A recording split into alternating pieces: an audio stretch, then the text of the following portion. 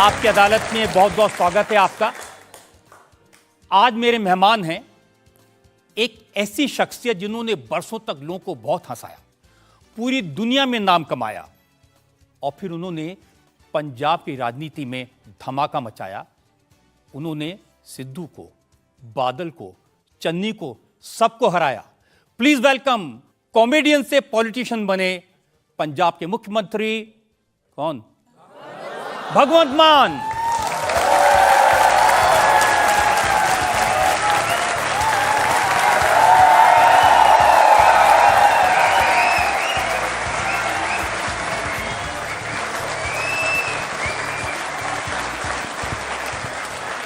और ये तालियां इसी तरह बजती रहें, क्योंकि अब मैं आमंत्रित कर रहा हूं आपकी अदालत में हमारे आज के जज।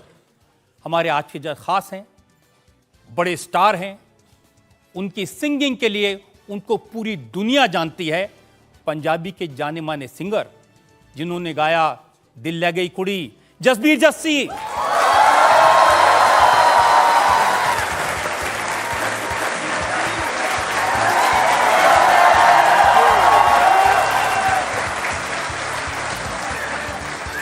तो दो बड़े स्टार आपकी अदालत में मौजूद हैं। हम आज का मुकदमा शुरू करें इससे पहले आज के जज जसबीर जस्सी की इजाजत चाहेंगे आज की कार्रवाई शुरू करने के लिए। कार्रवाई शुरू की जाए।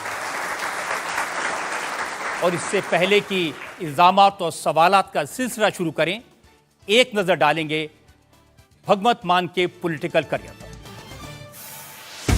पंजाब के संगरूर के एक गांव में जन्मे भगवंत मान की पहली पहचान बनी एक स्टैंड अप कॉमेडियन के तौर पर। भगवंत मान की मिमिक्री और स्टेज शोज ने उन्हें दुनिया भर में पॉपुलर कर दिया। न्यूजीलैंडियो।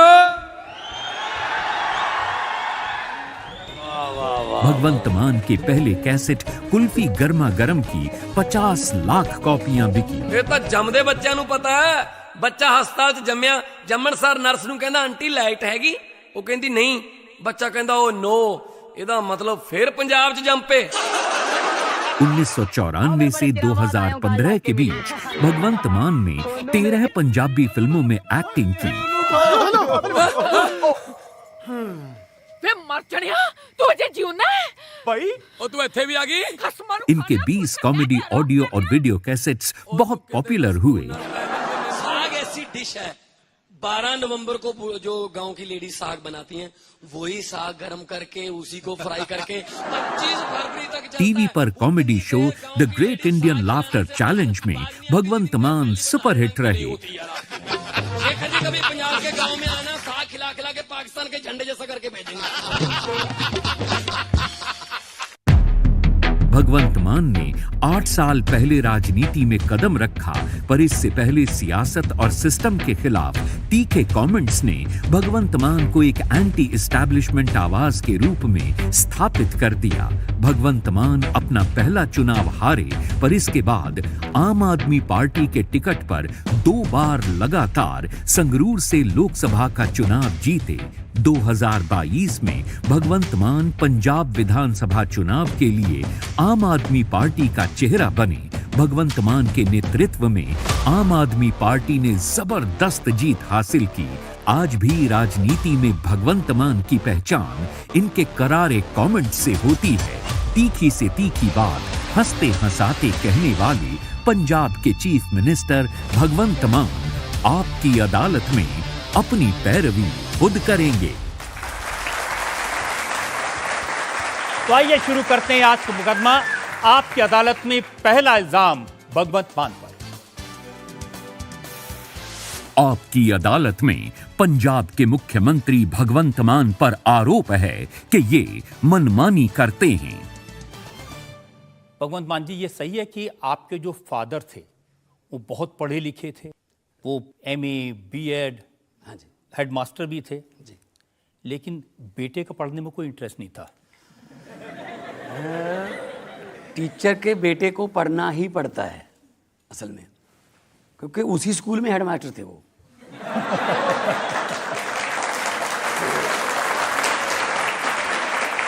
तो शरारतें करने को मन करता था, लेकिन हर टीचर की निगाह हेडमास्टर के बेटे पर होती है।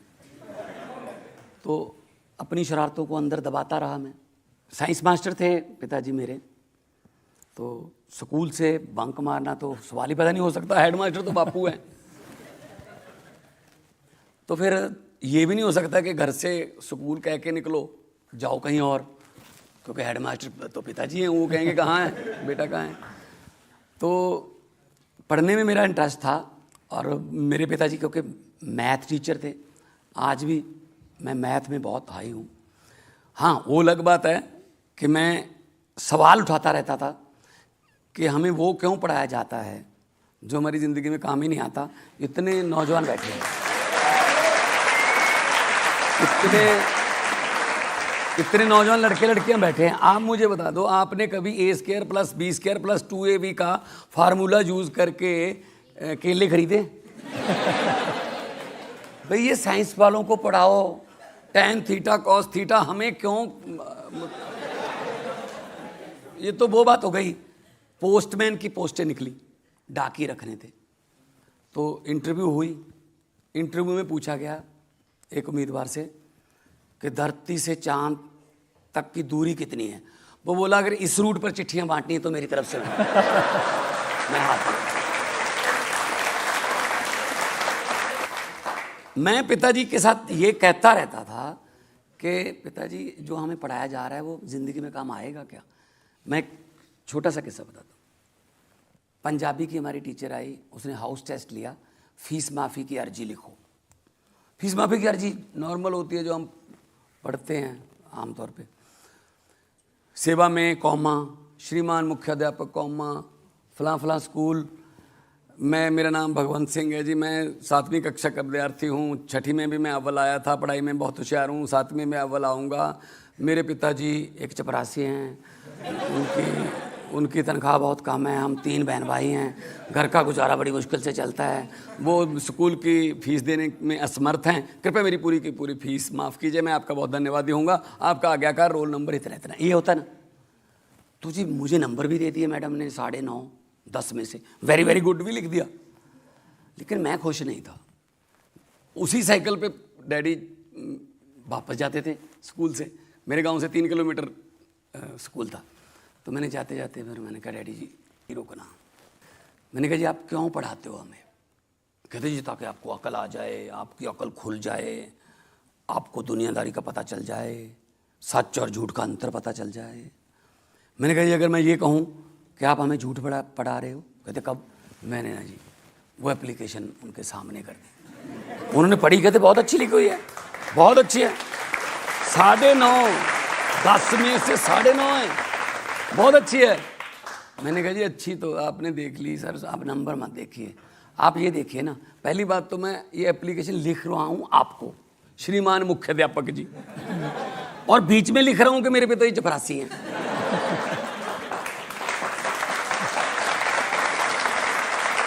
और फिर मैं लिख रहा हूँ 3 बहन भाई हैं। मैंने कहा छोटी बहन है मेरी मनप्रीत, और कौन है तीसरा?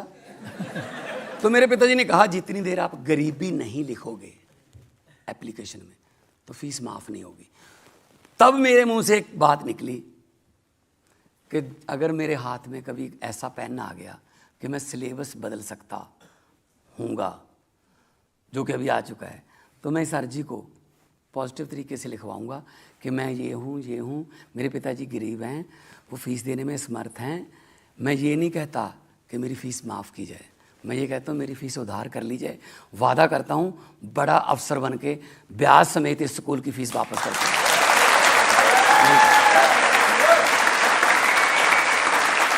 भगवान जी, मैंने सुना कि स्कूल में आप कोने में बैठ के टीचरों की नकल उतारते थे, मिमिक्री करते थे। देखो जी, जितने भी आर्टिस्ट हैं सब घर वालों से बागी होके बने हैं। किसी पेरेंट्स से पूछ लो क्या बनोगे बेटा, पेरेंट्स पहले कहते हैं डॉक्टर बनेगा। अबे सभी डॉक्टर बन गए, मरीज कौन बनेगा? पायलट बनेगा, सभी पायलट बन गए, यात्री कौन बनेंगे? बच्चे से भी पूछ लो क्या बनना है। मैं चोरी चोरी से जाने लगा स्टेज पर, +1 इंटर कॉलेज कंपटीशन में जाने लगा। तो पता चल गया पिताजी को, तो वही जो भारतीय लड़कों के साथ उस उम्र में होता है। पिटाई? हैं जी? पिटाई? सर ये वाली नहीं, ये वाली। बंद कर दिया जी, बंद कर दिया। तो ठीक है जी, पिताजी का हुक्म है जी, बंद कर दिया स्टेजों पर जाना। थोड़ा थोड़ा चोरी चोरी जाने लगे, मतलब पता ना चले। तो एक ऐसा किस्सा है जो मैं आज भी याद करके मतलब मेरी आंखों में पानी आ जाता है। मैंने एक बहुत अच्छी ट्रॉफ़ी जीती, मैं फर्स्ट आया कविता उच्चारण में, मैं फर्स्ट आया। ट्रॉफ़ी बड़ी अच्छी मिली कॉलेज से। तो बस में आ रहे थे। अब मेरे दिल में ये था, अगर ये ट्रॉफ़ी लेके घर पे चले गए तो पिताजी को पता चल जाएगा कि तू फिर वही काम कर रहा है। तो ट्रॉफ़ी लेके घर पे नहीं जाना। अब ट्रॉफ़ी जीती है, छोड़ने को भी मन नहीं कर रहा। तो एक साथ का पैसेंजर था कोई, उसने कहा यार बड़ी अच्छी ट्रॉफ़ी है। मैंने कहा जी मलेरकोटला कॉलेज से जीती है। तो अच्छा, मैंने कहा यार तू रख ले। तो मैंने उसको दे दी। पता नहीं कितनी ऐसी ट्रॉफियां हैं जो मैंने ऐसी दे दी।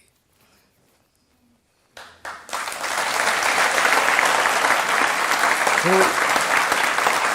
मैं आपके शो के जरिए लाखों माँ बाप देख रहे होंगे, मैं ये कहना चाहता हूँ बच्चों का टैलेंट जरूर पहचानो, उनको दबाओ मत।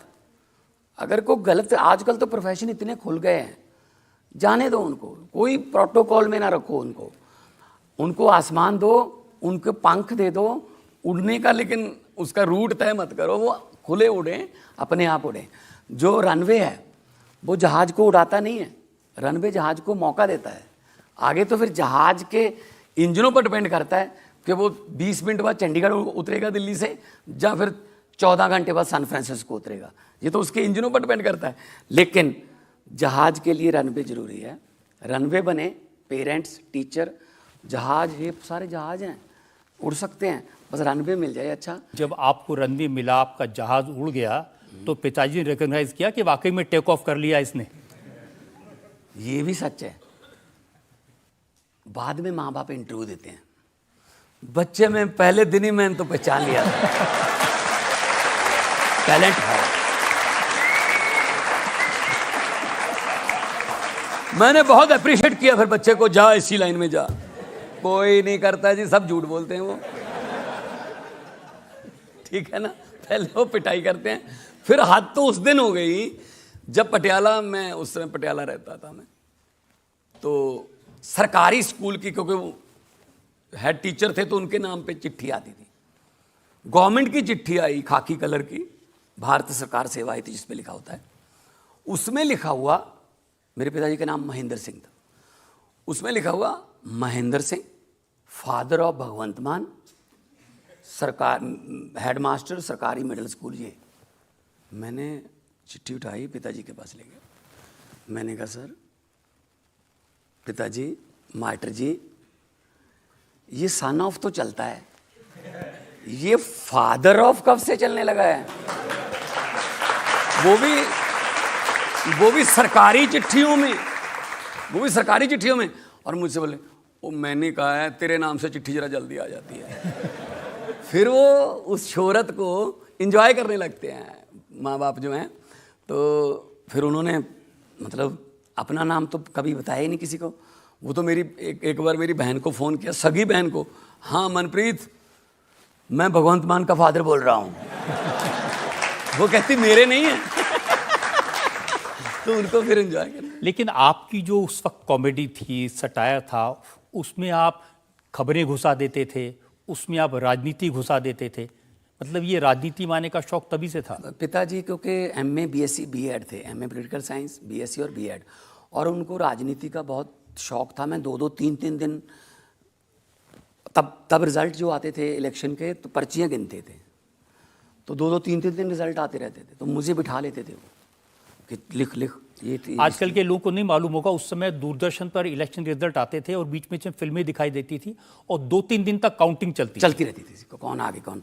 तब से मुझे पता है फुल फॉर्म ऑफ डीएमके और एआईडीएमके, जो तमिलनाडु की पार्टियां हैं।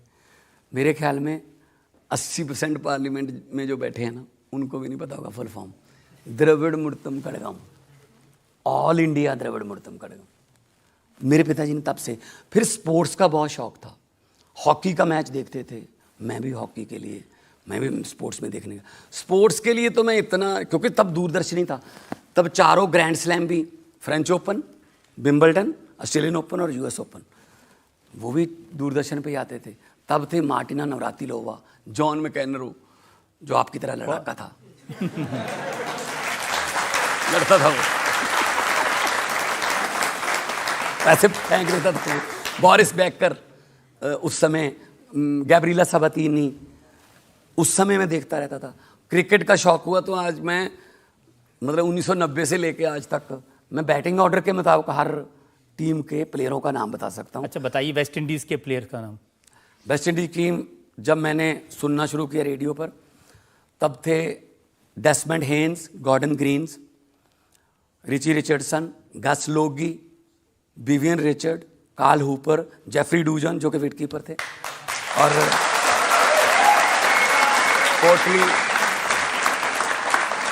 पोर्टली Ambrose, Malcolm Marshall, Patrick Patterson. तो ये बिल्कुल सही बताया आपने, बिल्कुल सही। मैं उस वक्त से क्रिकेट को फॉलो करता हूं और आपने एक एक नाम बिल्कुल सही बताया जी। मैं और ऑर्डर भी सही है। बहुत स्पोर्ट्स का तो मैं आज भी बहुत बड़ा फ़ैन हूँ, और स्पोर्ट्स के लिए पंजाब सरकार की तरफ से जो हम करना चाहते हैं वो भी बहुत बड़ा करेंगे। और हॉकी में अभी भी 7 प्लेयर, हमारी 8 प्लेयर अभी नेशनल हॉकी टीम में पंजाब के हैं, तो हॉकी की नर्सरी बोला जाता है। लेकिन ये खेल देखते देखते आप राजनीति के खेल में कैसे उतर गए? बड़ा अच्छा, मैं तो लफ्टर चैलेंज भी आ गया था, बॉलीवुड में मैंने मूवीज़ भी शुरू कर दी थी। अपने मूवी में मैंने धर्मेंद्र जी, सनी देओल और बॉबी देओल थे, कैटरीना कैफ थी, मेरा करियर शुरू हो गया था बॉलीवुड का। लेकिन अचानक से 2011 में मनप्रीत बादल, जो कि उस समय के फाइनेंस मिनिस्टर थे, बादल, प्रकाश सिंह बादल के भतीजा थे, उन्होंने अलग होके इस्तीफ़ा देके एक अलग पार्टी बनाने का मतलब मन बना लिया, और उन्होंने कहा जो जो पंजाब के लिए दर्द रखते हैं अपने दिल में वो मेरे साथ आ जाएं। तो सबसे पहले मैं गया उनके लिए। तो कटरीना कैफ को छोड़ के मनप्रीत बादल के पास आ गए।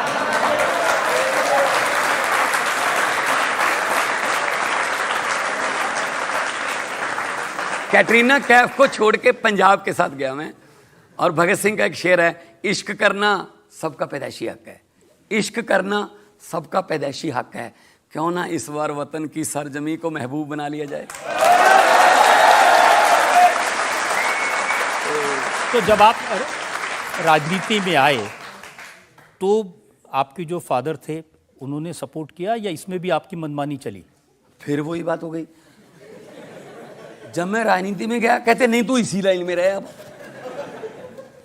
तो मतलब फिर वो कह रहे थे ये काम अच्छा है जिस काम से पहले रोकते थे। तो मैंने कहा जी जिंदगी एक ही है, हंसी भी उस वक्त अच्छी लगती है जब चूल्हे में आग जल रही हो। अब मेरे सामने, मेरी आंखों के सामने पंजाब का किसान खुदकुशी कर रहा है, मेरी आंखों के सामने ड्रग्स में हमारा यूथ जा रहा है, मेरी आंखों के सामने इतनी प्रॉब्लम्स हैं, और मैं सीडीज़ और शोज़ करके दुनिया से चला जाऊंगा, क्या फ़र्क हो गया? फिर कुछ ना कुछ तो अलग करना चाहिए। तो मैंने कहा अगर राजनीति ही ये करती है तो फिर राजनीति में जाके देखते हैं। मेरा चेहरा किसने फेमस किया? पंजाबियों ने। मेरी आवाज़ को किसने फेमस किया? पंजाबियों ने। तो मैं अपनी आवाज़ और चेहरा पंजाबियों के लिए इस्तेमाल करूँगा। और वाकई आपने करके दिखाया, बहुत अच्छी आपने बात कही। तो यहाँ एक ब्रेक के लिए हम रुक जाते हैं, और ब्रेक के बाद आपकी अदालत में इल्जामात और सवालात का एक और। Welcome back. आपकी अदालत में आज हमारे मेहमान हैं पंजाब के मुख्यमंत्री भगवंत मान। आपकी अदालत में अगला इल्जाम। आपकी अदालत में पंजाब के मुख्यमंत्री भगवंत मान पर इल्जाम है कि ये अपने आप से ऑब्सेस्ड हैं। मान साहब, मैं देखता हूं कि आजकल आप अपने ऊपर फिदा हैं। अपने आप को शीशे में देख के कहते हैं मान साहब, और कहते हैं तुसी कमाल कितना मान साहब। मैंने पार्लियामेंट में भी ये बोल दिया था कि मैं तो शीशे के सामने खड़ा होके अपने आप को साहब कहता हूँ। मान साहब क्या बात है। अपने आप की इज्जत सबसे पहले खुद ही करो, अगर बाहर से इज्जत चाहते हो तो। रजत जी, ये यूथ बैठा है, मैं इनको भी बताना चाहता हूँ, अंडे की किस्मत में टूटना लिखा है, अंडे ने टूटना ही टूटना है, लेकिन वो अंडा अगर बाहर की फोर्स से टूटता है तो उसके अंदर की जिंदगी खत्म, अगर वो अंडा अंदर की फोर्स से टूटता है तो जिंदगी शुरू।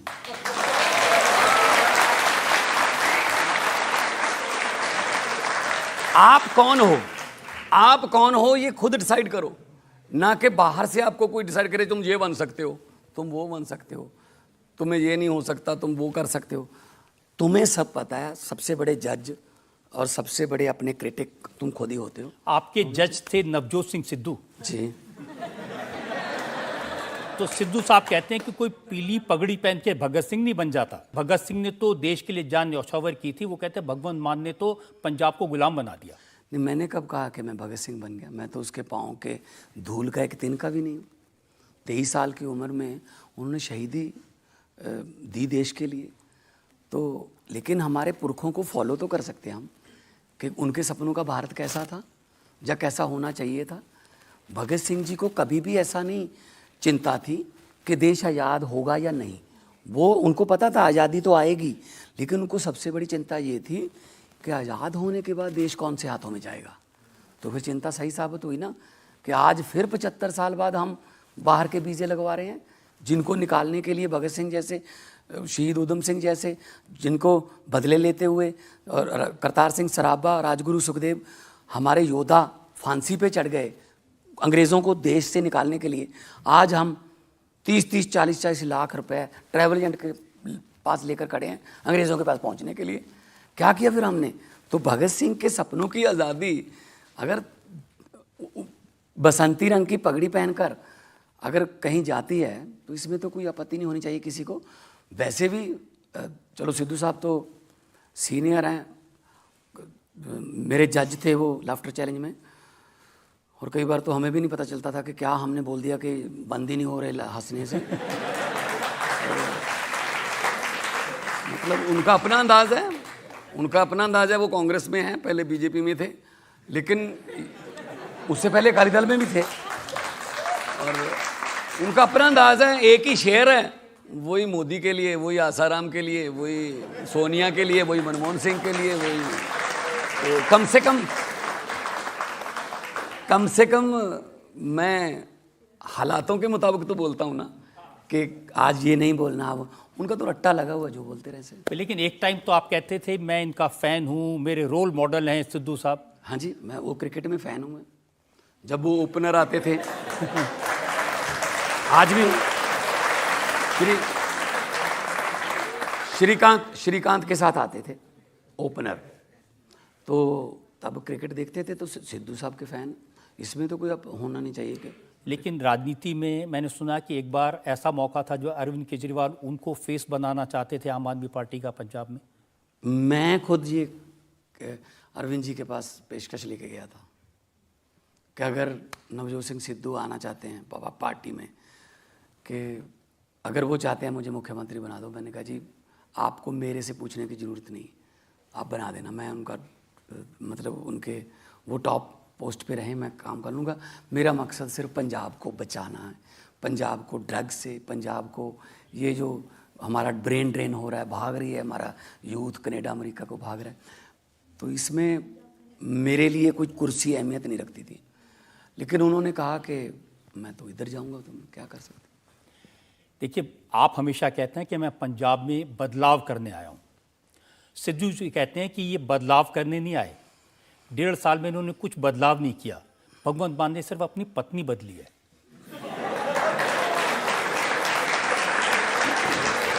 देखो, इससे पता चलता है कि इतना बदलाव आ चुका है कि मुद्दों के बारे में बोल ही नहीं सकते।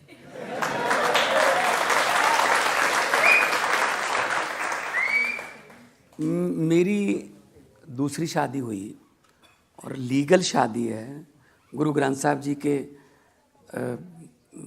उनको घर पे उनका आसन करवा के तो 4 लामा लिए हैं। इसमें क्या दिक्कत है किसी को? ये मुद्दा है पंजाब का। सिद्धू साहब कह रहे हैं ना, सिद्धू साहब के बदला नहीं आया, उसने सिर्फ पत्नी बदली है। तो सिद्धू साहब को कम से कम ये तो याद रखना चाहिए था कि उनकी माँ की भी दूसरी थी।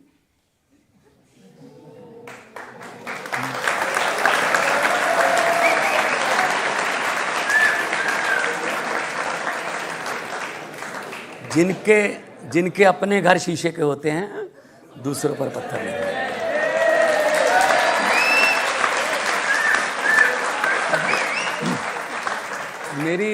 मेरी वाइफ है, डॉक्टर है, MBBS डॉक्टर है। वो राजनीति में अभी मतलब कभी आई ही नहीं। हाँ, सोशल फंक्शनों पे चली जाती है, फिर भी उस पे आके आपने ये इस निचले लेवल पे नीचे आके आप लोग कमेंट करते हो, जो अच्छा नहीं, व्यक्तिगत अच्छा नहीं लगता। मैं आपकी बात से सहमत हूँ, इस तरह का कमेंट नहीं करना चाहिए, ऐसी चीज़ें पब्लिक डोमेन में नहीं। अगर वो ऐसी पिच पे खेलना चाहते हैं तो मेरे पास भी फिर शॉट हैं।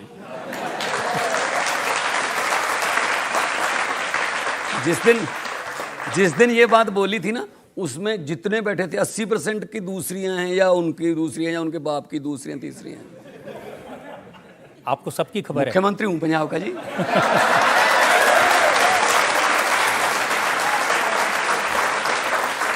आजकल उनकी दोस्ती बादल परिवार से भी काफ़ी हो गई है। वो मजीठिया साहब के साथ कहते हैं कि अब गले लगने का वक्त आ गया। उन्होंने तो सिद्धू को, देखो सिद्धू और मजीठिया के आपस में गाली गलोच तक भी चले जाते थे। वो एक दूसरे के खिलाफ लड़े और दोनों ही हार गए। जीता कौन? जीवन ज्योत कौर, हमारी एक NGO चलाती है लड़की, वो जीत गई। दोनों हार गए। एक फंक्शन पे दोनों ने जप्फी डाल ली कि जी आ जाओ जप्फी डाल। तो लोग फिर अपने आप को चीटेड फील करते हैं कि यार इनके पीछे लग के हम अपने चाचा से, अपने ता से, अपने रिश्तेदारों से हमने बोलती बंद कर रखी है कि मैं तो इस तरफ हूँ, वो इस तरफ है। ये दोनों आपस में मिल जाते हैं। तो सर अगर करना है ना तो फिर तरीके से करो। वो शेर है ना कि दुश्मनी करनी है तो जम के करो, मगर ख्याल इतना रहे कभी दोबारा दोस्त बने तो शर्मिंदा ना हो। तो अब दोनों शर्मिंदा हैं। लेकिन इन दोनों की जो दोस्ती है वो भगवंत मान के खिलाफ है। जैसी भाषा सिद्धू बोलते हैं ऐसी भाषा सुखबीर बादल भी बोलते हैं। सुखबीर बादल ने अभी कहा कि ये चीफ मिनिस्टर तो पागल है।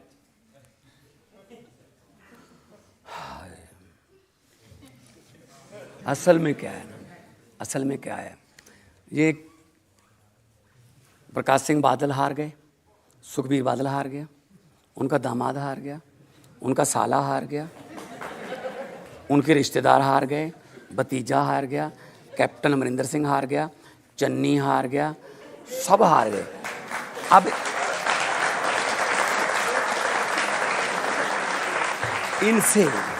इनसे ये बात बर्दाश्त नहीं होती कि एक टीचर का बेटा मुख्यमंत्री क्यों बन गया। इसका मतलब वो 3.5 करोड़ लोगों को गाली दे रहे हैं कि उन्होंने पागल चुन लिया एक। और सुखबीर बादल कौन सी सियानपुर वाली बातें करते हैं सर।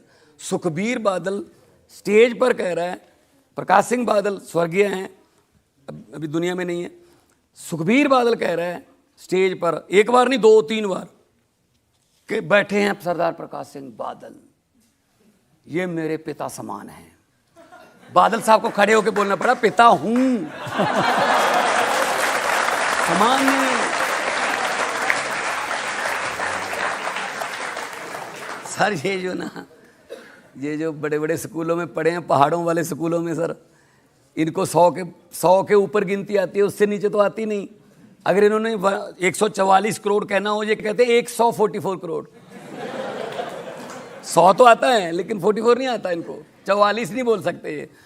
तो सर ये वहाँ से पढ़ लिख के आए हैं, पंजाब के कल्चर के बारे में पता कुछ नहीं है, किसी को भी कुछ भी बोल देते हैं। आप सिद्धू साहब कहते हैं मैं इनको मजनू मान कहता हूँ। कहते रहे।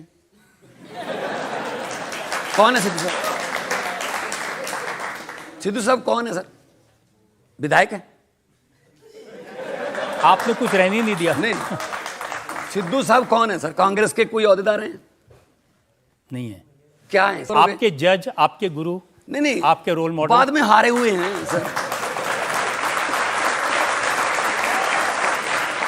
और उनके दूसरे साथी सुखबीर बादल, वो तो डिप्टी चीफ मिनिस्टर रहे हैं, उन्होंने सरकार चलाई है। वो कहते हैं कि भगवंत मान इतनी शराब पीते हैं कि 7-7 दिन तक गायब रह जाते हैं। पिछले 12 साल से ये कह रहे हैं भगवंत मान दिन रात शराब के नशे में टल्ली रहता है। आप मुझे बता दीजिए सर, आपके कोई दोस्त होंगे, रिश्तेदार होंगे, आपके भी होंगे, जो पिछले 12 साल से दिन रात दारू पी रहा है, क्या वो जिंदा है? नहीं है ना, नहीं है ना। तो मेरे कौन सा लोहे का लीवर लगा हुआ है सर?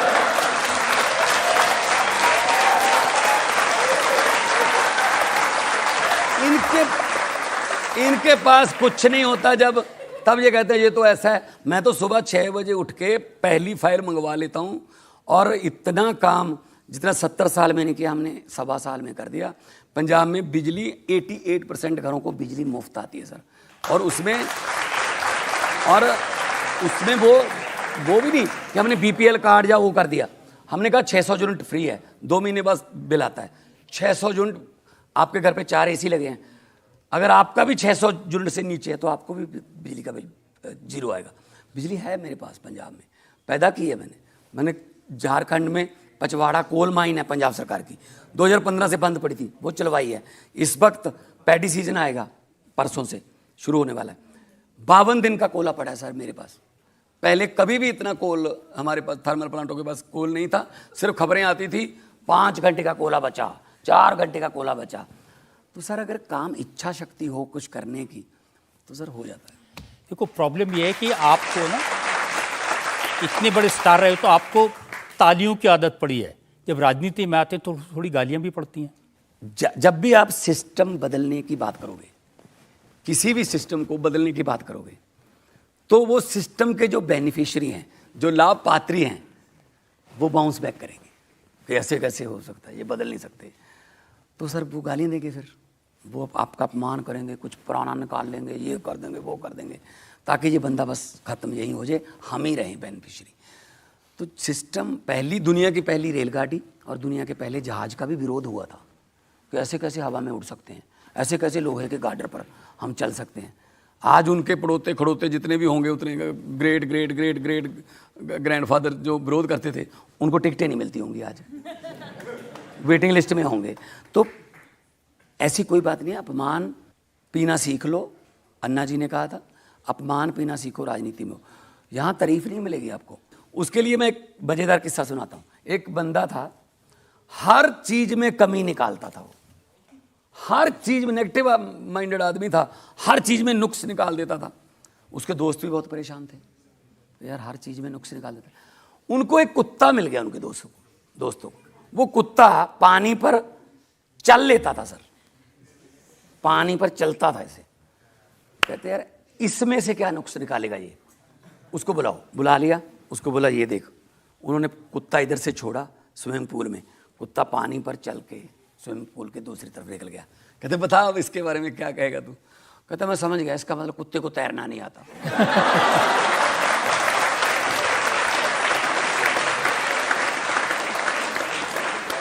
वो वाले हैं सर, जो मर्जी निकलाते हैं, गालियां दे लो, अरविंद केजरीवाल को गालियां दे लो, भगवंत मान को गालियां दे लो, देते रहे। वो कुत्ते वाले हैं, नुक्स निकालते रहते।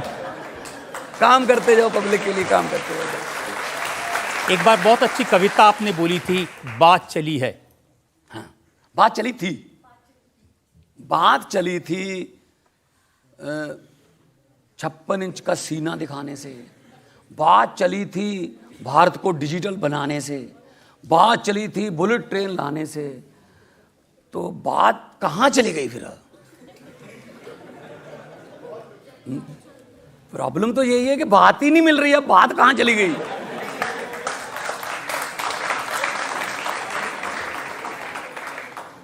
मन की बात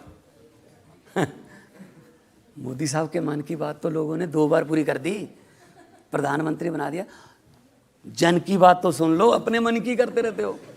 लोगों के मन की बात तो सुनो कि सिलेंडर महंगा हो गया जी, सिलेंडर महंगा हो गया और बेरोजगारी बहुत बढ़ गई, और जो कुछ भी है बिकता जा रहा है, बिकता जा रहा है। रेल, तेल, भेल, आपको तो मान साहब जब जब मौका मिलता है ना बोलने का, आप उल्टी बात ही बोलते हैं। स्पीकर के चेंबर में आपसे कहा कि कुछ बोल दीजिए तो आपने पूरे जंगल का कानून सुना दिया। असल में उल्टी नहीं होती, अगर उल्टा होकर देखो बात सीधी लगती है। तलखी बहुत हुई थी उस सेशन में, तो स्पीकर साहब ने कहा, भगवंत यार अभी भी लगता है खुश नहीं है सब, थोड़ा माहौल को ठीक करो ना, laughter is a best medicine, तो अपनी दवाई दो थोड़ी। तो मैंने एक चीज़ सुनाई उनको, आपको भी सुना देता हूँ सर, थोड़ा तलखी कम हो जाएगी। इलेक्शन कमीशन ने जैसे ही जंगल में आम चुनाव ऐलाने, इलेक्शन कमीशन ने जैसे ही जंगल में आम चुनाव ऐलाने, अपने अपने चुनाव प्रचार पर लगे जानवर जाने। शेर जी बकरी के घर गए, बोले बहन जी सत श्री अकाल है, और सुनाओ क्या हाल चाल है। बकरी बोली हाल तो ठीक है, लेकिन मेरा दिल हैरान बड़ा है कि शेर मेरे आगे दोनों हाथ जोड़कर खड़ा है। शेर ने कहा, बहन जी शर्मिंदा ना करो, अब हम जंगल में एकता और अखंडता से रहेंगे, अपने मेमनों को समझा देना, अब शेर अंकल उनको कुछ नहीं कहेंगे, आज के बाद आप अपना परिवार खुशहाल रखना, बस आने वाले चुनाव में मेरे चुनाव चिन्ह का जरा ख्याल रखना। अब आगे देखिए, आगे क्या माहौल था। रंग बिरंगी झंडियों से रंगा पड़ा था चंबल, रंग बिरंगी झंडियों से रंगा पड़ा था चंबल, बिल्लियां बांट रही थी चूहों को मुफ्त कंबल। गीदड़ को कहा गया आधा जंगल तेरा होगा, जज साहब सुनिए, गीदड़ को कहा गया आधा जंगल तेरा होगा, उल्लू को बोले वोट डाल दिन में भी अंधेरा होगा।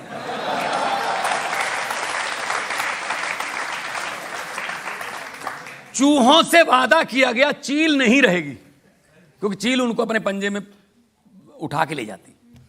चूहों से वादा किया गया चील नहीं रहेगी, चीलों को आश्वासन दिया गया चूहों की सप्लाई में ढील नहीं रहेगी। तो पूरा दिन कंपेन करके शेर अपने घर आता है, पूरा जंगल घेरनी की कर दिया मेरी डार्लिंग शेरनी। शेरनी बोली, शेर जी पतिदेव जी मेरा बाहर सैर पर जाने को दिल करता है, एक नरम सा नाजुक सा खरगोश खाने को दिल करता है। शेर बोला, अरे भाग्यवान ये सुन ले मेरी फरियाद, खरगोश जितने मर्जी खा लेना प्लीज इलेक्शन के बाद प्लीज। मैं इसमें यह कहता हूं कि पब्लिक को पहले वादे किए जाते हैं, बाद में 5 साल एक खरगोश की तरह समझा जाता है कि जितनी देर अगली इलेक्शन नहीं आई तो पब्लिक को नोच लो, ये टैक्स भी उन पे लगा दो, ये भी उन पे, हर टैक्स पब्लिक पर ही क्यों लगता है। मैं इस बात का धारणी हूं कि अगर नेताओं को बिजली फ्री मिलती है, नेताओं को अगर टोल प्लाजे फ्री हैं, तो फिर जनता को क्यों नहीं होनी चाहिए। पब्लिक ने तो नेता बनाए हैं, फिर सब पब्लिक के। लेकिन तो आप मुझे कोई मौका नहीं छोड़ते लोकतंत्र मेरे पे कमेंट अरविंद करने का। केजरीवाल जी मेरी पार्टी के प्रधान हैं, उन्होंने दिल्ली में शुरू किया कि हम जी महिलाओं को बस फ्री है, इलाज फ्री है, शिक्षा फ्री है। तो फिर कहते हैं जो विपक्ष वाले हैं कि ये केजरीवाल फ्री की रेवड़ी बांट रहा है, फ्री की रेवड़ी। मैं कहता हूं कि अच्छा 300 यूनिट बिजली, थोड़ा सा इलाज, बस का सफर, ये तो रेवड़ी लगने लगा, फ्री दे दिया तो फिर हर घर में 15 लाख आ जाएगा। ये वाला पापड़ किसने बेचा था? वो याद नहीं। तो मैं तो वहां भी, मैं पार्लियामेंट में भी यही कहता था कि बताइए मोदी जी अच्छे दिन कब आने वाले। आइए जनता से पूछते हैं जो लोग सवाल पूछना चाहते हैं। मैंने आपके एक इंटरव्यू में सुना था कि एक बार आप विदेश जा रहे थे, उसमें एयरलाइंस भी विदेश की थी, लोग भी विदेश के थे, तो आपने उधर एयर होस्टेस से अपनी भाषा बना के बात की थी। तो एक किस्सा क्या वो एक बार आप सुनाएंगे? इसका नाम भी आप अगर रख लें सेल्फ कॉन्फिडेंस ना, तो ज़्यादा अच्छा होगा। सेल्फ कॉन्फिडेंस क्या कैसा रहे। मैं जा रहा था, न्यूयॉर्क की फ़्लाइट थी एयर फ्रांस की, यहाँ से पेरिस, पेरिस से न्यूयॉर्क। तो पेरिस से न्यूयॉर्क में इधर भी मेरे गोरे बैठे थे, इधर थोड़े काले बैठे थे, बीच वाला मॉडल मैं ही था। मैंने सोचा 9.5 घंटे की फ़्लाइट है, मान साहब 9.5 घंटे अगर तुम ना बोले, पथरी होने का भी डर है। क्या बोलोगे इनके साथ 9.5 घंटे, तो कुछ करते हैं। तो मैंने जो मेरे साथ थे, जो को पैसेंजर मेरे आर्टिस्ट थे, वो भी शो करने जा रहे थे, उनको कहा कि मैं कोई पंगा लूँगा, मुझे नहीं पता क्या हो जाएगा, आप चुप करके सो जाओ, तुम मेरे साथ हो ही नहीं बस। मैंने एयर बेल बजाई, एयर होस्टेस आई, यस मैं हेल्प यू। मैंने अपनी तरफ से एक लैंग्वेज बना के इतना कॉन्फिडेंस से मैंने बोली हूँ। मैंने कहा बिलविस्ता लाला अंगलविस्ते हालविस्ता लाला अलहिस्ता लाला अलहुस्ता लाला अंगलविस्ते लाला बुलबुस्ती। बोले पार्डन। मैंने कहा अलहिस्ता लाला अंगलहिस्ते आला बूस्ता अलहिस्ता लाला अंगलविस्ते लाला उरुविस्ते लाला बुलबुस्ती। बोले sorry sir, I can't understand your language. फिर मैंने बॉडी लैंग्वेज में गुस्सा दिखाया, मैंने इम्बल विस्ता लैंग्वेज हेरा विस्ता हीरी विस्ता रारा इम्बल विस्ती एयर इंडिया रूला विस्ती लुफ्थांसी इम्बल विस्ती एयर फ्रांसी रूला विस्ती रिंग। अब रजत जी उसको ये पता चल गया कि ये हमारी एयरलाइन को गालियां दे रहा है बंदा। लुफ्थांसा भी बोल दिया ना मैंने बीच में। तो कभी बैठ, प्लेन के कैप्टन को बुला के लेके, कैप्टन आया, ओ यस प्लीज। मैं कहा इम्बर विस्ता यस प्लीज आरा विस्ता फ्रीक्वेंट फ्लायरा ईरे विस्ता लारा विस्ते लंगर विस्ता लारा।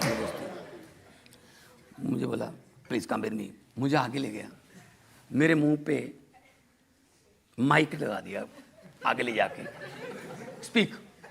मैंने कहा बिल विस्ता लाला अंगल विस्ते एरी विस्ता लाला इंगल विस्ते लाला बलबोस्ती।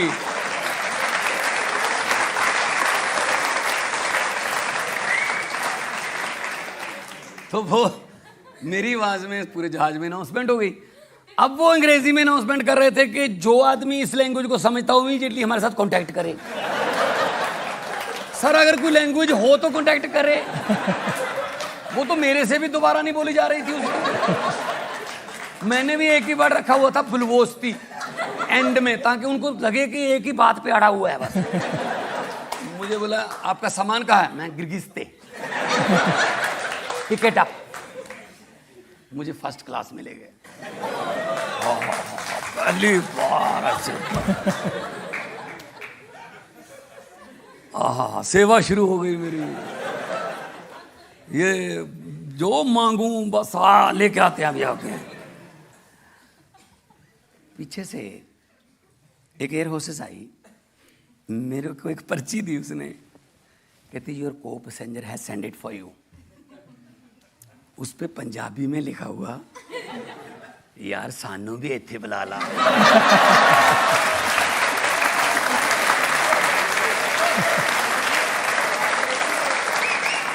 मैंने उसी पर्ची के दूसरी तरफ लिख के भेज दिया, सॉरी ये मेरी मेहनत दी कमाई हुई सीट है। हर आती जाती एयर होस्टेस मुझसे पूछ के जाती थी आर यू ओके? मैं कहता था बुलबोस्ती बुलबोस्ती। ठीक हो। आपने बहुत अच्छी बात बताई, सेल्फ कॉन्फिडेंस कितनी बड़ी चीज़ है, कहाँ से कहाँ पहुँचा देती है। तो जी यहाँ एक और ब्रेक ले लेते हैं और ब्रेक के बाद आपकी अदालत में इल्जामात और सवालात का एक और। Welcome back. आपकी अदालत में आज हमारे मेहमान हैं पंजाब के मुख्यमंत्री भगवंत मान। आपकी अदालत में अगला इल्जाम। आपकी अदालत में पंजाब के मुख्यमंत्री भगवंत मान पर इल्जाम है कि इनके डबल स्टैंडर्ड हैं। आप राजनीति की बहुत बातें कर रहे थे। जो पंजाब में राजनीति में वो बताते हैं कि आपने 122 एमएलएज और मंत्रियों की, जो फॉर्मर एमएलए और फॉर्मर मंत्री हैं, उनकी सिक्योरिटी विड्रॉ कर ली है। सर सिक्योरिटी गार्ड लेके, वो सिक्योरिटी का काम तो लेते नहीं। सिक्योरिटी वाले पंजाब पुलिस के बहुत से अभी भी हैं अफसरों के पास, हम लगे हुए हैं ढूंढने।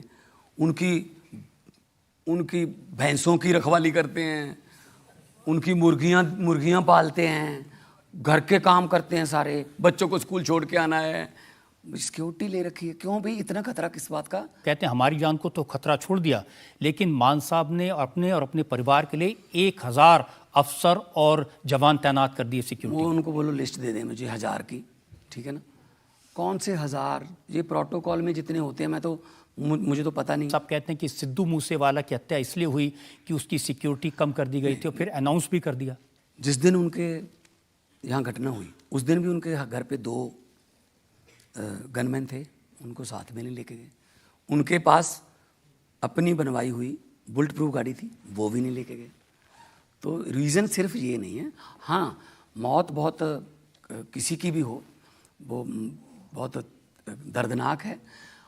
उनका 29 जो है गैंगस्टर हैं वो पकड़ लिए, 3 इनकाउंटर में मारे गए, 3000 पन्नों का जो है वो चालान पेश कर दिया। हम अपनी तरफ से, मेरा कोई किसी, हम वो वाले नहीं हैं सर जो कोई माफिया पालते हैं या किसी गैंगस्टर को पॉलिटिकल असाइलम देते हैं, शह देते हैं राजनीतिक। हम तो पंजाब की जनता के साथ हैं। कोई हाँ, कौन था वो जो पकड़े गए हैं, उनको किसने पाला था? वो दूसरी पार्टियों वाले, कोई उसका कोई उसका, कोई उसका कोई उसका।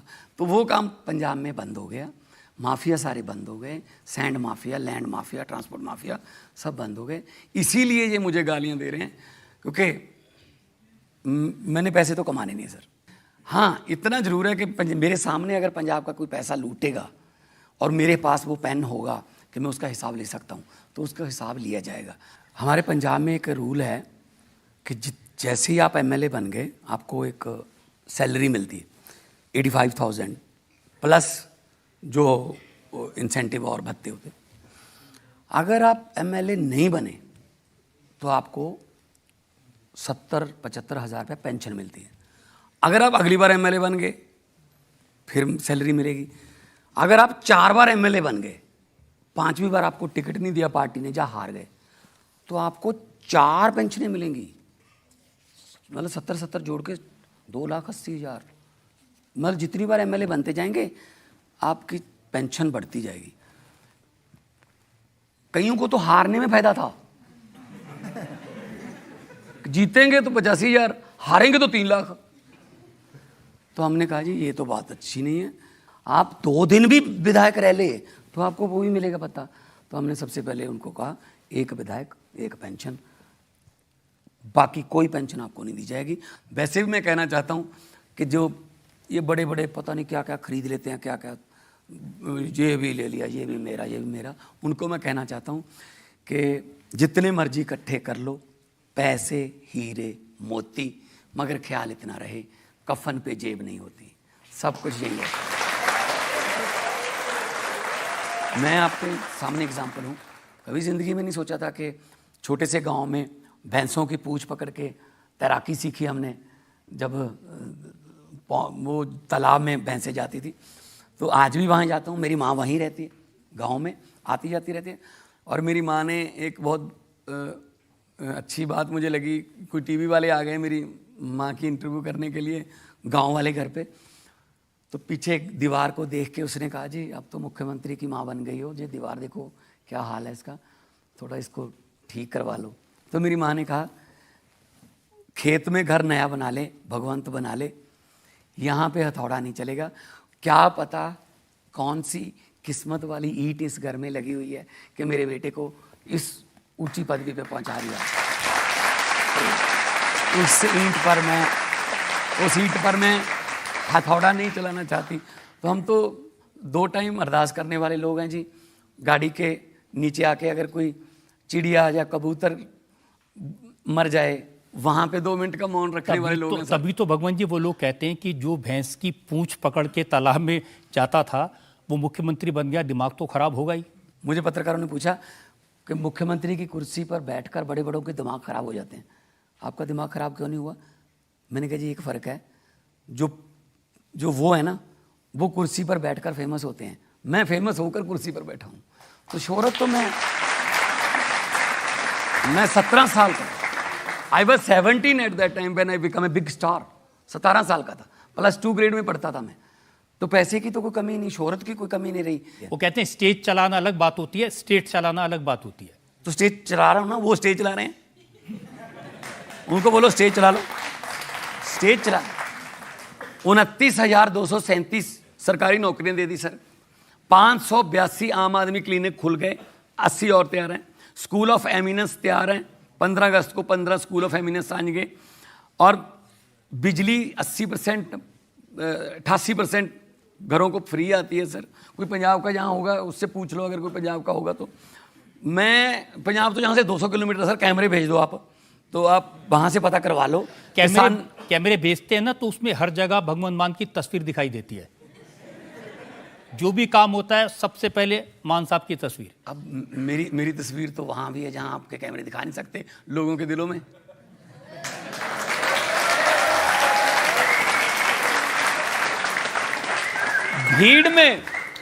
भीड़ में बहुत से चेहरे देखे हैं, एक चेहरे के पीछे इतनी भीड़ कभी नहीं देखी। सर प्यार करते हैं लोग, आज के ज़माने में लोग इतना प्यार। मैं जाता हूँ, फूलों से मेरी पगड़ी भर जाती है, फूल फेंकते हैं, गाड़ी में फूलों को निकाल के बैठने के लिए जगह बनानी पड़ती है। माँ, जो माएँ हैं वो सर पे हाथ रख के दुआएं देती हैं, असीसें देती हैं, बहनें दुआएं देती हैं, नौजवान लड़के ऐसे कंधे पे हाथ रख के सेल्फी करवाते हैं। आज के ज़माने में पॉलिटिशियन को, मैं खुद को सोचता हूँ कि भगवंत माना क्या पुराने जन्म के पुण्य किए थे कि इस ज़माने में इतना प्यार कर रहे हैं, वरना दूसरी पार्टियों के हैं पॉलिटिशियन, उनके साथ एक बार हाथ मिला के बाद में उंगलियां गिननी पड़ती हैं पूरी हैं या ले गए एक आध। इसलिए सर देखिए, वही तो याद दिलाते हैं कि जब बादल साहब की तस्वीर छपती थी या अमरिंदर सिंह की तस्वीर छपती थी, आप कहते थे ये पैसा वेस्ट हो रहा है, आप कहते थे, लेकिन क्लिनिक के ऊपर भगवान मान की तस्वीर।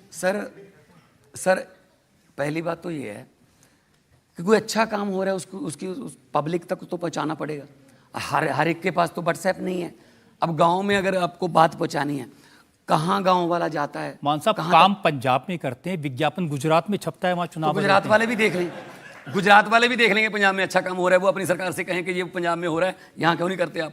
हम तो ऐसे ही बताएंगे सबको। आप हमेशा ये कहते थे कि ब्रेन ड्रेन हो रहा है, हमारे नौजवान जा रहे हैं, लेकिन अभी भी वहाँ पर बोर्ड लगे होते हैं, यूएस जाने के लिए यहाँ संपर्क करें, कनाडा जाने के लिए हमें संपर्क करें। या बहुत बड़ी त्रासदी है ये, बहुत ही अच्छा सवाल है ये कि हमारा यूथ जो है वो भाग रहा है यहाँ से, सिस्टम का कसूर है उसमें।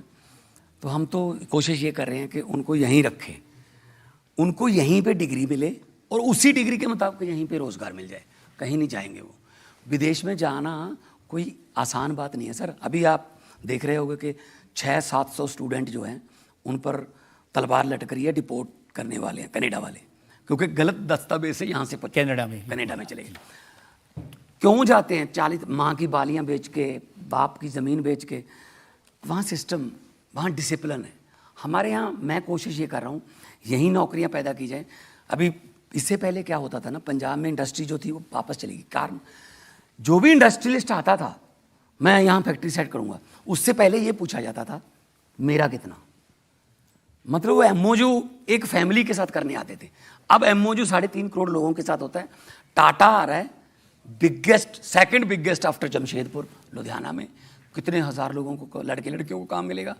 जीएसडब्ल्यू आ गया, वर्धमान है हमारे पास, हीरो है ऑलरेडी, और गूगल आ रहा है, वंडरला आ रहा है। बहुत बड़ी बड़ी इंडस्ट्री ला रहे हैं पंजाब में, उनको इंसेंटिव दे रहे हैं, ताकि पंजाब तो पहले दिन से पंजाब रोल मॉडल रहा है देश के लिए। ये रोल मॉडल है। ड्रग माफिया पंजाब के कोने कोने में है, गली गली में नौजवान ड्रग्स ले रहे हैं। ये देखो, इसके पीछे बहुत बड़ी कहानी है, क्योंकि बॉर्डर स्टेट है। पहले पंजाब सिर्फ ट्रांजिट स्टेट थी ड्रग के लिए, उधर से आता था ड्रग, मुंबई वगैरह इधर जाता। अब वो क्या हो गया कि कंज्यूमिंग स्टेट बन गई। हमारे यूथ में बहुत ड्रग आ गया उसमें, उसके कारण भी वही है बेरोजगारी। अगर उनको काम मिल जाए तो वो बिल्कुल भी इधर उधर नहीं जाएंगे। अभी हमने खेलों का शुरू किया है। अभी हमने पंजाब पुलिस में भर्ती के लिए हर साल अनाउंसमेंट कर दी, 2200 लड़का रखा जाएगा ताकि वो तैयारी करें। उनका टाइम अपनी बॉडी से प्यार हो, उनका वो टाइम गलत संगत की तरफ जाने वाला वो टाइम हम कहीं और व्यतीत हो जाए तो वो नहीं जाएंगे।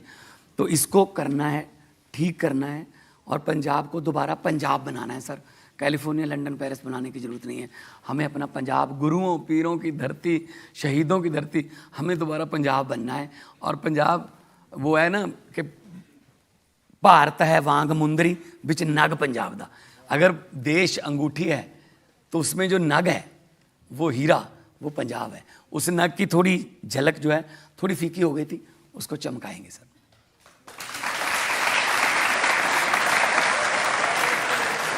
और पंजाब बहुत बार गिरा है, लेकिन पंजाब बहुत बार उठा भी तो है।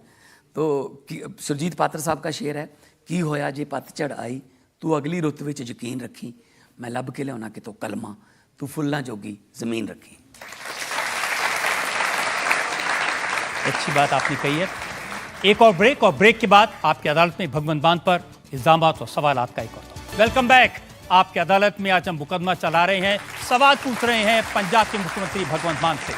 आपकी अदालत में अगला इल्जाम। आपकी अदालत में पंजाब के मुख्यमंत्री भगवंत मान पर आरोप है कि ये कठपुतली चीफ मिनिस्टर हैं। मान साहब, आप किंग ऑफ कॉमेडी थे, लोगों ने आपको किंग ऑफ पंजाब बना दिया, सिंह इज किंग। लेकिन राहुल गांधी कहते हैं ये किंग तो कठपुतली निकला, इसे केजरीवाल चलाता है। कौन कहते हैं? राहुल गांधी। तो पंजाब में राहुल गांधी की पार्टी को कौन चलाता है? क्या राहुल गांधी मोगा से हैं, बठिंडा से हैं? हमारी नेशनल पार्टी है, हमारी पार्टी का हेड ऑफिस दिल्ली में है, तो भी यहीं से फैसले होते हैं, यहीं से सब कुछ कार्यकारिणी बैठती है। नहीं, वो कह रहे थे कि मैं भगवंत मान की बहुत इज्जत करता हूं, बहुत रेस्पेक्ट करता हूं, उनको ये कोशिश करनी चाहिए कि रिमोट कंट्रोल से पार्टी ना चले। राहुल गांधी जी अपनी कांग्रेस चलवा लें मेरे ख्याल में।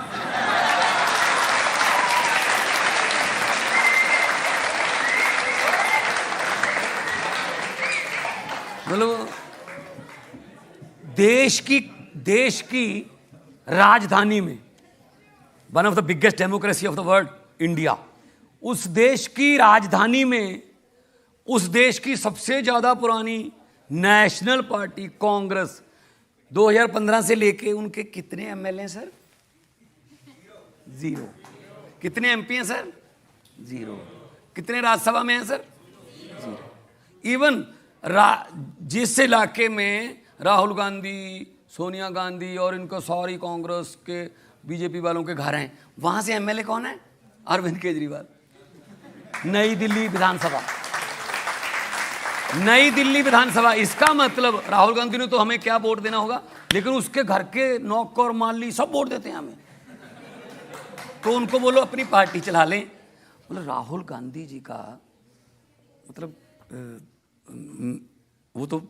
वो बात हो गई ना। एक दुकानदार था, उधार से बहुत तंग था, लोग उधार उससे बहुत मांगते थे, अब मना कर नहीं सकता था। उसने बोर्ड लगा दिया, कांग्रेसी था वो दुकानदार, उसने बोर्ड लगा दिया, राहुल गांधी के प्रधानमंत्री बनने तक उधार बंद है। तो गांव वाले बोले फिर इसका मतलब सीधे बोल दे सारी उम्र। तो सर वो अपनी कांग्रेस को ठीक कर लें, ठीक है ना। कांग्रेस का भी इधर घूमती है। मैंने तो पार्लियामेंट में भी बोला था, तो दिल्ली में तो माँ जो है अपने बच्चे को दुनिया की सबसे छोटी स्टोरी सुना सकती है, एक थी कांग्रेस, बस कहानी खत्म। आपने वाकई में कांग्रेस को पंजाब से तो खत्म कर दिया, लेकिन पंजाब में अभी भी अकाली दल है और सुखबीर बादल कहते हैं कि मुख्यमंत्री जी पंजाब में कम रहते हैं, गुजरात, हिमाचल, दिल्ली में ज़्यादा चक्कर काटते हैं। नहीं जी, पंजाब में सबसे ज़्यादा ऑफिस में जाने वाला मुख्यमंत्री, पंजाब में सबसे ज़्यादा लोगों में जाने वाले मुख्यमंत्री की अगर लिस्ट निकाल लो आप, तो आप मेरा नाम वहाँ पाओगे। अभी 1.25 साल हुआ है। इससे पहले क्या हुआ, ये बड़े बड़े घरों वाले, इतनी बड़ी बड़ी इनकी दीवारें घरों की, ये मुख्यमंत्री बन के अंदर से अपने दरवाजे बंद कर लेते थे, कुंडी लगा देते थे कि बाहर की जनता हमारे साथ आस पास ना आए। उनको पता भी नहीं चला, आपने भी पहले बोल दिया कि लोगों ने उनके घर के दरवाजों की बाहर से कुंडी लगा दी कि तुम भी बाहर ना आ पाओ। अब तो सर अब सुखबीर बादल, इनकी सबकी बात करना, ये तो तर्स के आधार पर ही बात कर सकते हैं, और तो क्या हो। चलिए मैं आपके अपनी पार्टी के एमएलए की बात कर लेता हूँ, मंत्रियों की बात कर लेता हूँ। किसी को नहीं पता कि भगवंत मान किसको कब निकाल देंगे। और ये भी तो है कि किसी को नहीं पता उसको कब मंत्री बना देंगे। ये है तो ठीक है, हर एक को इच्छा होनी भी चाहिए, रहनी भी चाहिए कि मैं मंत्री बन सकता हूं कभी भी। और अगर कोई गलत काम करेगा, मेरा रिश्तेदार हो चाहे मेरा सगा, मेरे घर का कोई सदस्य हो, अगर वो गलत काम करेगा तो सजा उसको भी मिलेगी। फिर मैंने तो ये बोल रखा है, अगर मैंने 1.25 साल हो गया सर, अगर मैंने 1 रुपया भी सरकार का खा लिया, सरकार के पैसे का दुरुपयोग, 1 रुपया खा लिया, मतलब वो 1 रुपया नहीं, समझो सल्फास की गोली खा ली मैंने। इससे ज्यादा गारंटी कोई आज के जमाने में नहीं दे सकता। लेकिन ये पंजाब की परंपरा नहीं है, चाहे बादल परिवार हो चाहे अमरिंदर परिवार हो, अपने घर वालों को कोई हाथ नहीं लगाता। यही तो दुख था ना। हमने तो पहले, सबसे पहले अपना स्वास्थ्य मंत्री हमने निकाला, फिर एक एमएलए की शिकायत आई उसको निकाला। अगर हम दूसरों को करप्शन के लिए पकड़ते हैं, तो अगर हमारे घर पे है तो सफाई तो वहाँ भी करनी पड़ेगी। और हमारा चुनाव चिन्ह भी झाड़ू है सर, सफाई तो करेगा वो, तो जहाँ भी चलेगा सफाई करेगा। तो इसलिए मैं कहता हूँ मेरा जो है एक ही एजेंडा है कि पब्लिक के पैसे को अगर किसी ने गलत इस्तेमाल किया तो मैं उसका हिसाब लूँगा। एक मंत्री पकड़ा जो कांग्रेस में मंत्री था, इंडस्ट्री मिनिस्टर था, चलो उसके घर की तलाशी लेनी शुरू की। घर तो शानदार था, करप्शन का पैसा आता था, बड़े बड़े ड्राइंग रूम, बड़े बड़े मार्बल्स, शैंडलियर। एक चीज़ ऐसी मिली जिसको देखकर मुझे बहुत दुख हुआ और मुझे भगत सिंह जी की याद आई। उसके यार भगत सिंह जी, शर्मिंदा हैं हम आपके सामने, क्या क्या हो रहा है। मतलब एक घर से नोट गिनने वाली मशीन मिली। घर पे नोट गिनने वाली मशीन क्या कर रही है भाई? बैंकों में तो हो सकती है, आपके किसी घर पे नोट गिनने वाली मशीन है? नोट ही नहीं है तो मशीन क्या कर रही है? तो नोट गिनने वाली मशीन एक मंत्री के घर पे क्या कर रही थी सर? इसका मतलब हर रोज इतना पैसा आता था कि उसके घर वालों ने भी कहा कि हमसे गिने नहीं जाते, मशीन मंगा लो। मतलब इतना लूट के जाओगे कहाँ? इतना बड़ा घर बनाया, रहता कहाँ है? इतने से कमरे में, ये बस इतना ही, जेल में है। मैं तो हर रोज यही अरदास करता हूँ, परमात्मा मेरे से कोई ऐसा फैसला मत करवा देना जिससे किसी के घर के चूल्हे की आग बुझ जाए। मेरे से ऐसे फैसले जरूर करवाना जिससे घरों में खुशियाँ आएँ और पंजाब फिर नाचता, हंसता, गाता, भंगड़े करता पंजाब दोबारा बने। जनता में से लोग सवाल पूछना चाहते हैं, फाइनल राउंड। हमने अक्सर आपको गाना गाते हुए सुना है, तो मेरी आपसे एक फरमाइश है कि आप प्लीज़ एक गाना सुना दीजिए। संतराम उदासी हमारे बहुत बड़े शायर हैं, तो मैं वो आपको गुनगुना के, काफ़ी देर हो गई है पर कोई बात नहीं, आपकी फरमाइश है तो मैं सुना देता हूँ। मां तरतीए तेरी गोद नूं चन होर बथेरे, नी मां धरतीए तेरी गोद नूं चन होर बथेरे, तू मंगदा रही वे सूरजा कमियां दे वेड़े, तू मंगदा रही वे सूरजा कमियां दे वेड़े। जिथे तंग ना समझण तंगियां नूं, जिथे वाल तरस दे कंगियां नूं, जिथे मिलन अंगूठे संगियां नूं, नक वगदे अखां चुन्नियां ते दंद करेड़े, तू मंगदा रही वे सूरजा कमियां दे वेड़े, तू मंगदा रही वे सूरजा कमियां दे वेड़े। जिथे जमदा बंदा सीरीए, टकियां दी मीरी पीरीए, जिथे करजे हेठ पंजीरीए, बापू दे करज दे सूद पुत जमदे जेड़े, तियां होंके भरदियां आसमान जुडेरे, तू मंगदा रही वे सूरजा कमियां दे वेड़े, तू मंगदा रही वे सूरजा कमियां दे वेड़े।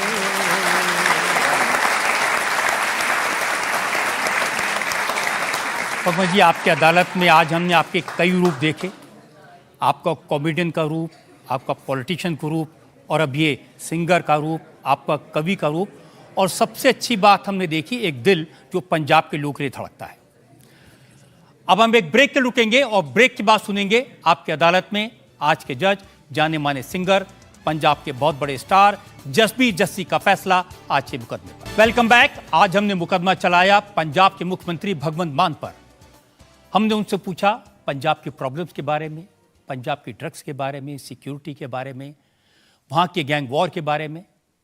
हमने उनसे पूछा उनकी ज़िंदगी के बारे में, कॉमेडियन से पॉलिटिशियन कैसे बने इसके बारे में। और भगवंत मान ने किसी सवाल को टालने की कोशिश नहीं की, बेबाकी से जवाब दिया। अब वक्त है आपकी अदालत में आज के जज जसबीर जस्सी के फैसले का।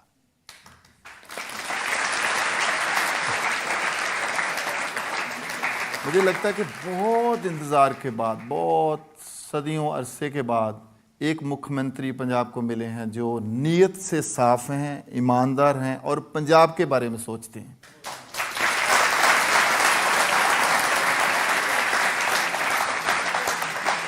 और पंजाब के लिए अच्छा विज़न रखते हैं।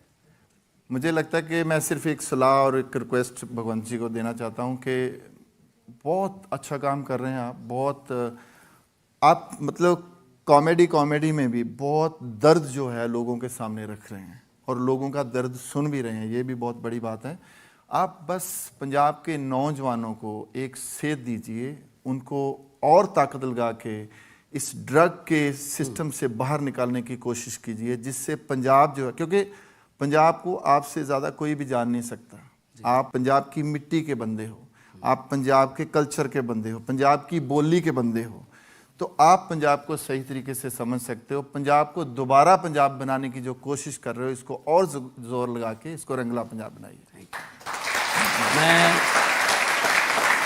आप राजा जी जरूर। इंडिया टीवी का बहुत धन्यवाद मैं आपको करता हूं कि मुझे इज्जत मान दिया।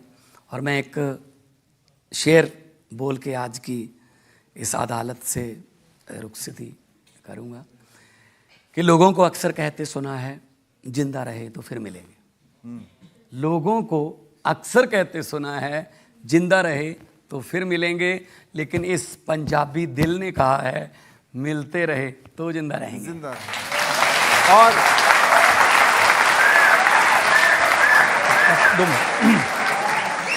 रजत जी, हाँ जी, रजत सर, हाँ, क्योंकि भगवंत मान यहाँ पर हैं। हीर का अगर थोड़ा हीर अगर कल्चर मैं भी चाहूंगा कि जस्सी जी जो जज साहब, देखिए आप इतने बड़े सिंगर यहाँ हैं आपकी अदालत में, और मान साहब तो पंजाब की कल्चर के सिंबल हैं, तो उन्होंने बड़ा अच्छा किया, आपको हीर गाने के लिए कह दिया। Thank you so much. हीर आँख दी जोगिया झूठ बोले,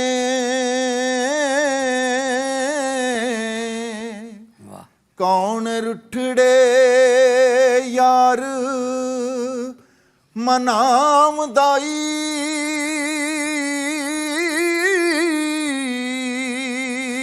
हाँ ऐसा कोई ना मिलिया वे मैं ढूंढ थकी, जेड़ा ज्ञानू मोड़ लियामदाई, साडे चमदियां जुतियां करे कोई,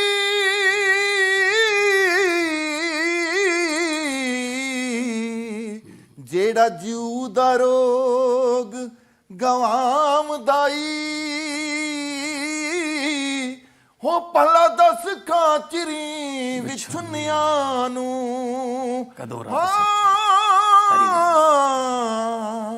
कदों रब सच्चा कर लियामदा।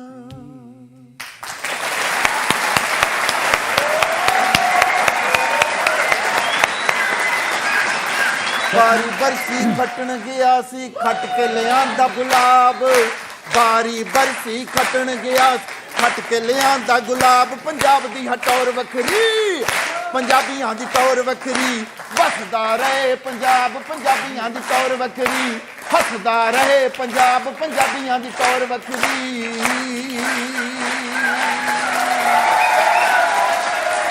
इस उम्मीद के साथ, इस यकीन के साथ कि पंजाब की टौर इसी तरह बनी रहेगी। पंजाब में आज जो रूप देखा हमने पंजाब का, म्यूजिक का, हंसी का, हंसाने का, पंजाब इसी तरह से हंसता खेलता बना रहे, इस उम्मीद के साथ, इस यकीन के साथ आपसे विदा लेता हूं। अगले हफ्ते आपसे मुलाकात होगी एक नई शख्सियत के साथ। तब तक के लिए नमस्कार।